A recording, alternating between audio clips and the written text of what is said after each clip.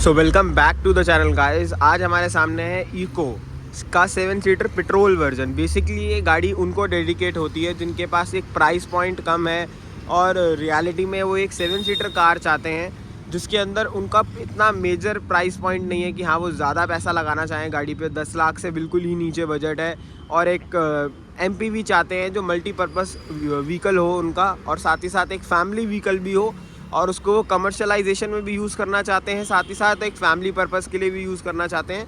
तो आज हमारे सामने खड़ी है वाइट कलर के अंदर इको वैन, जिसको हम ओमनी की रिप्लेसमेंट भी कहते हैं क्योंकि ओमनी के बाद इको ही उसकी रिप्लेसमेंट बन पाई थी। और एक ये वैसा व्हीकल बन चुका है मार्केट के अंदर जो कि आपका दोनों काम करता है, फैमिली व्हीकल भी कहलाता है और साथ ही साथ एक कमर्शियल व्हीकल भी कहलाता है। बहुत से लोग इसको फैमिली व्हीकल में भी कंसीडर करते हैं और कमर्शियल व्हीकल में भी कंसीडर करते हैं। लुक्स की बात करूं तो फ्रंट लुक आपको कुछ इसके अंदर ऐसा मिल जाता है, काफ़ी देखी होगी चलते हुए आपने रोड पे, तो कुछ ऐसा आपको लुक इसके अंदर मिलता है। फ्रंट में अगर मैं बात करूं तो इसके अंदर हेलोजन बेस्ड आपको हेडलैम्प्स मिलते हैं जिसके साइड में आपको इंडिकेटर का प्रोविज़न मिलता है और बेसिक सा कन्वेंशनल हेडलैम्प्स का सेटअप मिलता है आपको यहाँ पे, जिसमें हाई बीम लो बीम इसी के अंदर आपको देखने को मिलती है।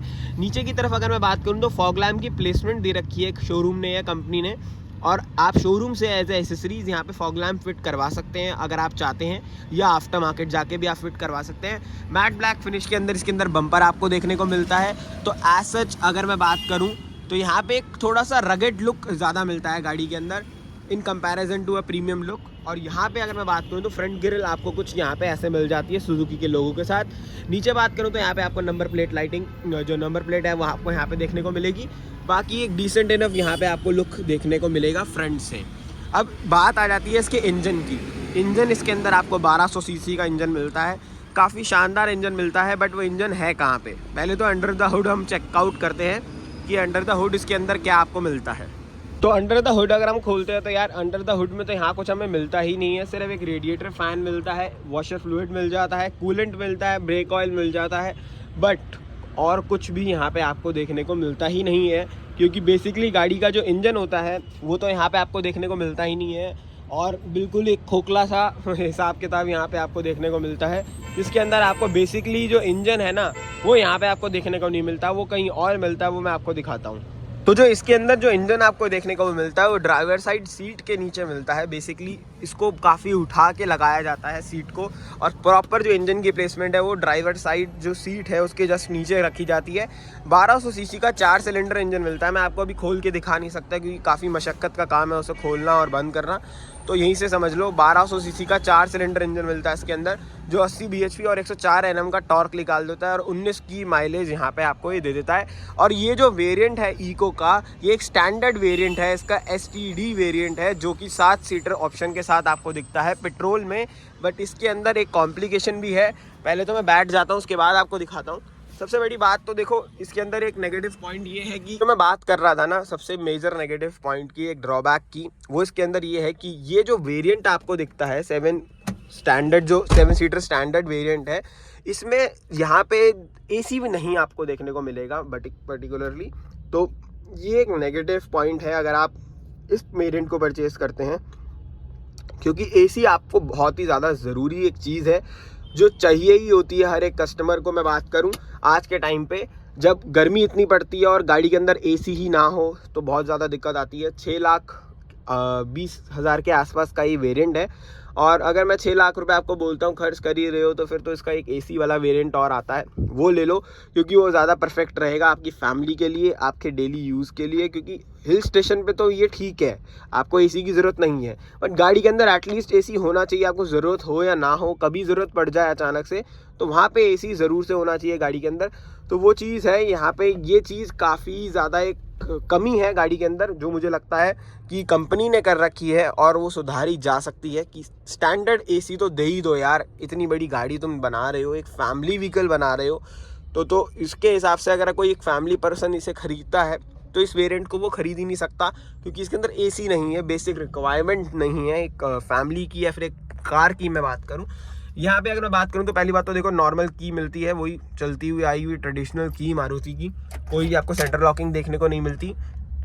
आपको यहाँ पे इंस्ट्रूमेंट क्लस्टर कुछ ऐसा देखने को मिलेगा, वही एस्प्रेसो या ऑल्टो वाला आप कह लो, तो वही आपको इसके अंदर इंस्ट्रूमेंट क्लस्टर देखने को मिल जाएंगे। डिजिटल इंस्ट्रूमेंट क्लस्टर जिसमें आपको स्पीड और कितना किलोमीटर गाड़ी चली है और क्या इसका ट्रिप आपको स्टैंडर्ड एक ट्रिप ही मिलती होगी इसके अंदर जितना मुझे मालूम है। हाँ, तो ट्रिप चलो इन्होंने ये अच्छा कर रखा है इंप्रूवमेंट करके कि 2 ट्रिपें दे रखी हैं कि ट्रिप ए ट्रिप बी आप अलग अलग सेट कर सकते हो।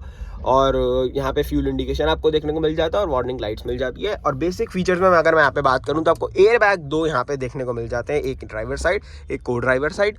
और यहाँ पे आपको यही safety feature as a standard इसके अंदर देखने को मिलते हैं। एंटी रॉकिंग ब्रेकिंग सिस्टम आपको ABS ज़रूर से यहाँ पे देखने को मिल जाएगा, तो ये एक फ़ीचर और है। बाकी ब्लोअर ही मिलता है यहाँ पे आपको और कुछ भी नहीं मिलता, तो ये चीज़ ध्यान रखना कि यहाँ पे सिर्फ ये एक नॉर्मल हवा फेंकेगा और कुछ नहीं, ठंडक नहीं करेगा बेसिकली कैबिन के अंदर। यहाँ पे हमें कोई भी इसके अंदर स्टीरियो स्पीकर कुछ भी नहीं मिलते हैं क्योंकि यहाँ पे आपको मेन हेड यूनिट ही नहीं दी जाती है। प्लेसमेंट ज़रूर से दे रखी है, ग्रिल्स ज़रूर से दे रखी है कंपनी ने, बट यहाँ पे आपको जो स्क्रीन है या फिर मैं बात करूँ जो इसका स्टीरियो है उस हेड यूनिट है वो यहाँ पे आपको नहीं देखने को मिलती। नीचे अगर हम बात करें तो 12 वोल्ट का चार्जिंग सॉकेट ज़रूर से दे रखा, तो एटलीस्ट ये चीज़ अच्छी है। फ़ोन रखने की स्पेस दे रखी है। आपको हेड यूनिट या तो कंपनी से लगवानी पड़ेगी या आफ्टर मार्केट। और स्टीयरिंग व्हील अगर मैं बात करूं तो कोई भी एडजस्टमेंट के साथ नहीं मिलता है यहाँ पे, आपको बिल्कुल ही एक पर्टिकुलर पोजीशन पे माउंटेड मिलता है स्टीयरिंग व्हील।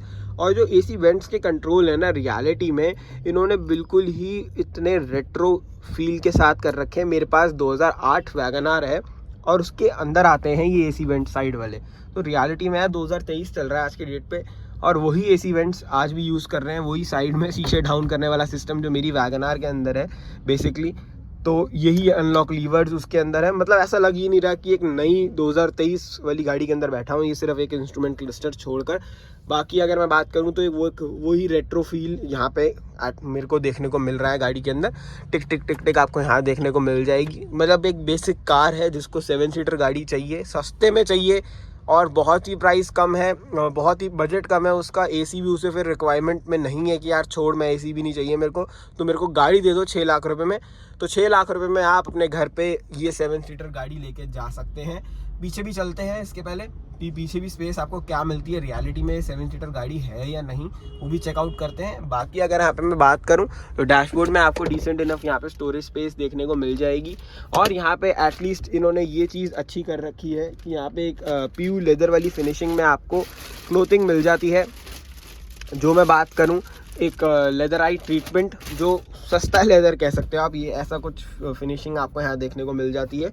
तो वो चीज़ यहाँ पे आपको कंपनी की तरफ से देखने को मिल जाती है। एक ऊंची फील इस गाड़ी के अंदर ज़रूर से है, ऐसा लगता है कि हाँ भाई काफ़ी ऊंची गाड़ी में आप बैठे हैं। ऊपर अगर मैं बात करूँ तो यहाँ पे जो सनवाइजर्स हैं उसके अंदर कोई भी मिरर का प्रोविज़न नहीं मिलता, तो वो चीज़ है यहाँ पे बेसिक कार मिलती है। ये तक इन्होंने जो लैंप दे रहे हैं ये भी बिल्कुल ऐसा लगता है 2008 वैगनआर में, ये भी मिरर भी वैसा ही है। तो मतलब मारुति तभी एक कॉस्ट इफेक्टिव प्रोडक्ट बना पा रही है, जहाँ पर वो एक कॉस्ट इफेक्टिव प्रोडक्ट बनाती है। पुराने पार्ट्स या फिर मैं कह लूँ पुरानी R&D को इस नई गाड़ियों के अंदर यूज़ करके कम मैन्युफैक्चरिंग कॉस्ट लाकर एक अच्छी गाड़ी वो बना लेती हैं। तो वो चीज़ यहाँ पे दिखती भी है जब पार्ट शेयरिंग दिखते हैं गाड़ियों के अंदर।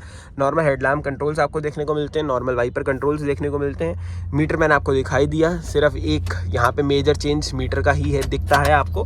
बाकी यहाँ पे भी कोई आपको बटन्स एक्स्ट्रा नहीं देखने को मिलते हैं। हेडलाइट लेवलिंग मिलता है, नीचे हुड को खोलने का आपको लीवर मिल जाता है। ब्रेक पैडल्स और पेडल्स आपको कुछ यहाँ पे ऐसे देखने को मिल जाते हैं जिसमें डिसेंट इनफ प्ले है, ज़्यादा प्ले भी नहीं कह सकता मैं, हाफ क्लच ही ऐसा लगता है जैसे मतलब पूरा अंदर तक नहीं जा रहा, ठीक है। और गियर एंगेजमेंट की अगर मैं बात करूँ तो ये थोड़ा सा मेरे को हार्ड लगा। हाँ, ये गियर हार्ड है, हाँ थोड़े दिन बाद स्मूथ हो जाएंगे, बट वैसे ठीक है। 1200 सीसी का इंजन है तो दिक्कत आने वाली नहीं है, पावरफुल इंजन है एटलीस्ट, तो ये चीज़ अच्छी है।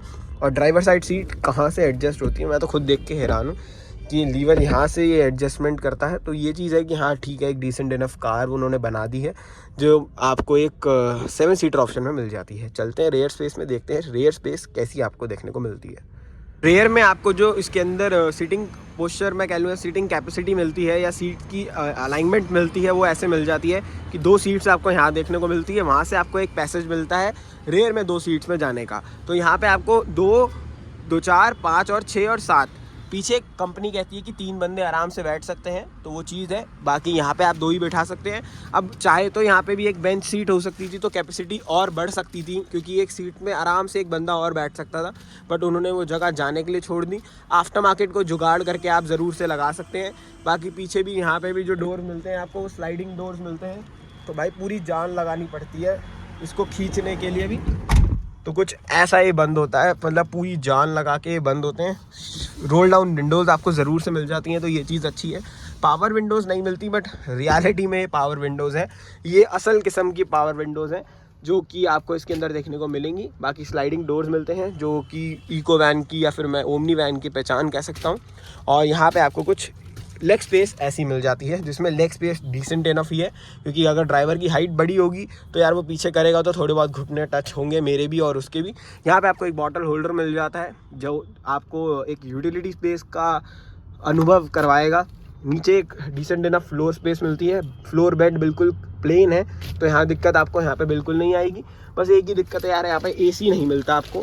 और पीछे की अगर यहाँ से मैं बात करूँ, एक बार पीछे भी चलते हैं, तो पीछे तो देखो बिल्कुल ही मिनिमलिस्टिक स्पेस है। तभी ये गाड़ी बहुत कम बिकती है, क्योंकि यहाँ पे अगर आप देखो ना, अगर थोड़ा बहुत कैमरा हिल रहा हो तो कोप अप करना, क्योंकि बिल्कुल ही जगह कम है। अब मेरे जो नीज़ हैं वो बिल्कुल टच हो रहे हैं। तो मैं एक ही बात कहूँगा, अगर इसको रियलिटी में इसकी नीड है 7 सीटर वेरिएंट की, वही लो, नहीं तो 5 सीटर वेरिएंट आता है CNG के साथ। वो 23 से 24 की माइलेज आपको निकाल के देगा। AC भी होगा, CNG भी होगी, बचत भी होगी, प्रैक्टिकलिटी भी ज़्यादा होगी, बूट स्पेस भी होगी। तो वो ज़्यादा इफेक्टिव वेरिएंट रहेगा इको का लेने के लिए। अगर आप इको वैन लेने को सोच ही रहे हैं, फैसला ही कर लिया यार मैंने लेनी ही यही गाड़ी है, मेरे को कमर्शियल यूज़ के लिए भी पड़ सकती है कल को, और फैमिली यूज़ के लिए भी ठीक है, तो बेटर रहेगा आप इसका 5 सीटर वेरिएंट लें CNG के साथ। विद आपको AC मिलेगा, फीचर्स भी अच्छे मिल जाएंगे, और डिसेंट इनफ प्राइस पॉइंट पे आपको देखने को मिल जाएगा। बाकी अगर मैं इसकी बात करूं तो पीछे से ऐसा कुछ आपको लुक मिलता है।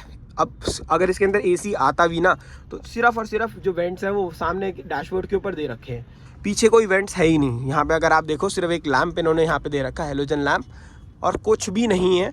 तो रियलिटी में एक क्लॉस्ट्रोफोबिकनेस तो होती, क्योंकि आगे वाले लोगों को ही कूलिंग होती, और मुश्किल से 2nd रो में कूलिंग आती है एक टाइम के बाद।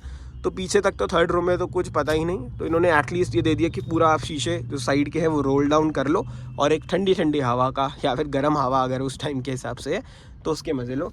बाकी अगर लंबर सपोर्ट के बारे में बात करूँ तो यार लंबर सपोर्ट तो ठीक है, कंफर्टेबल सीट है, आराम से मैं जा सकता हूँ बैठ के। बट हाँ, थोड़ा सा नी रूम कम है, नी रूम की मैनेजमेंट कम है। बट पता नहीं ये सीट आगे होती है या नहीं होती, मुझे इतना लगता नहीं होगी, क्योंकि यहाँ पे इसकी हिंजेस मेरे को दिख रहे हैं, ये पूरा एडजस्ट नहीं हो सकती और आगे पीछे, तो यहाँ पे ये थोड़ी सी कमी है। हेडरेस्ट कोई भी आपको एडजस्टेबल यहाँ पे नहीं मिलते। 6,20,000 रुपये अगर आपके पास हैं तो आप इको वैन ले सकते हैं। ये थी इको वैन का एक डिटेल वॉक अराउंड। देखो बूट स्पेस तो वैसे भी इसके अंदर नहीं मिलती, तो बूट स्पेस दिखाने का कोई मतलब बनता नहीं है। 7 सीटर गाड़ी है, बूट स्पेस को कॉम्प्रोमाइज़ आपको करना ही पड़ेगा। अगर आप एक 7 सीटर लेना चाहते हैं तो फिर ऊपर कैरियर लगाना पड़ेगा, नहीं तो 2nd रो में जो साइड में जगह खाली है वहाँ कुछ आप लगेज अपना रख सकते हो। बाकी वीडियो कैसी लगी ज़रूर बताना। टायर साइज़ में और बता दूँ इसके अंदर, जो मेरे से मिस हो गया था, 13 इंची का टायर साइज़ मिलता है, 155 13 की प्रोफाइल के साथ आपको यहाँ पे टायर साइज़ देखने को इसके अंदर मिल जाएगा। तो डिसेंट इनफ टायर साइज़ है। व्हील कैप यहाँ पे आपको देखने को नहीं मिलेगी, फ्रंट में डिस्क ब्रेक, रेयर में ड्रम ब्रेक मिल जाएगा। फ्यूल कैप यहाँ पे आपको साइड में इसके अंदर देखने को मिलेगा। 1200 सीसी का इंजन है, डिसेंट इनफ इंजन है, decent enough power torque figures है, तो मज़ा ज़रूर आएगा चलाने में। बट कमी सिर्फ एक ही है कि AC यहाँ पे आपको देखने को नहीं मिलता। तो वीडियो कैसी लगी ज़रूर बताना। वीडियो पसंद आए तो वीडियो को लाइक करना, शेयर करना, चैनल को सब्सक्राइब करना। इसी के साथ इस वीडियो को यहीं ख़त्म करते हैं। वीडियो को देखने के लिए थैंक यू सो मच।